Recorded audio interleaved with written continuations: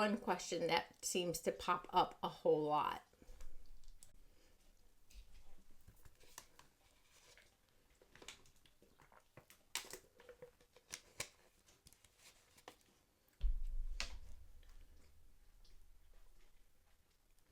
Another question that seems to pop up a lot is like the all or nothing aspect of, like, you feel like you're either really using your time good and balancing it, but then when something goes awry, you feel that there's no sense in doing it, and you give up on any like technique that you have been wanting to do or trying to do, and you forfeit it and you go back to your old ways.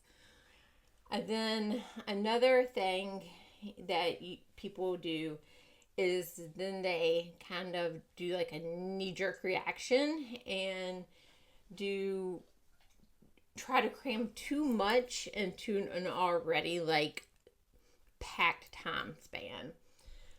So both are like, they're two different aspects, right? So one of them is like, screw it, I'm not going to do anything. And then the other one is like, I'm going to try to do way too much because I've lost time or didn't manage my time correctly.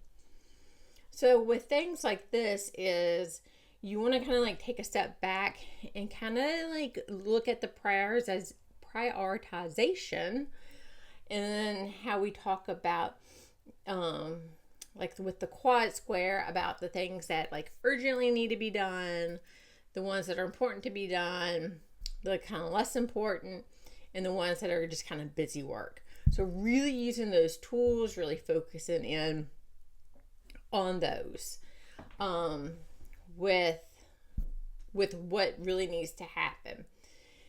Because when you can because if you have so I love a to-do list. We all know I love a to-do list, right? So there's one thing that can happen though with when you have a to-do list is things, they all kind of creep up and they all look equally important.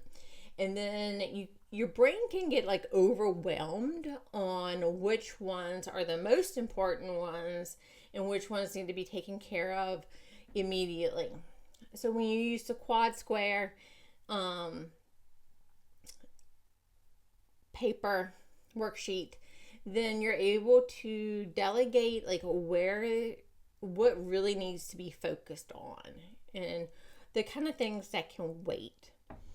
You know, if you have some big event, like say you're hosting dinner on Saturday night, right? And you have a bunch of things that need to be done around the house. You have like the grocery shopping and stuff to do. And then say like your car needs to be cleaned out. Well, your car getting cleaned out is just the busy work, right? Because you do not need your car to be clean in order to host your event. So that would be in the busy square, just busy work square. The going to the grocery store will be pretty important, especially if you're hosting dinner and you need those things. So that needs to be like the urgent needs to happen one. And then the few little things around the house, then depending on where they're at in the house is where they kind of fall in the either like the urgent need to get done, the important, not as important. Like if it's in a guest bedroom, say you just want to tidy it up, that's not as important as it would be for your kitchen to be cleaned or your living room to be cleaned. You know, a kid's playroom, kids are kids, man. It's probably gonna get messy anyway. You can make it not like a hazard of walking in there, but it doesn't have to be spotless. All right.